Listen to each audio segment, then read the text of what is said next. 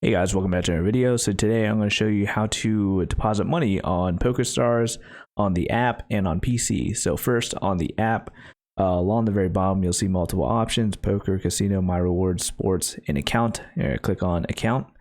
From here at the top you see the option to deposit or withdraw. You're going to click on deposit.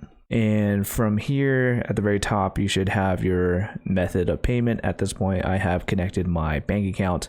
However, you could click on more payment methods. And here are all of the other payment methods: Visa, instant bank transfer, PayPal, MasterCard, and others that I'm not too familiar with. But you're going to either type in the amount, or you click on $50, $100, $250, and after that you see that green arrow. Click on the green arrow and then it should ask you one more time if you want to deposit X amount. Okay, so here we are on PC. I've logged on to Pokerstars, and at the top right you see cashier, so click on cashier, and then the cashier option will pop out, pretty much the same as before.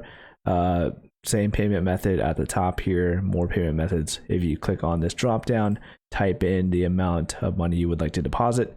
From there on, click on deposit, and that is how you deposit money on Pokerstars. If this video helped you out, be sure to hit that like button. Thank you guys for watching, and I'll see you guys later.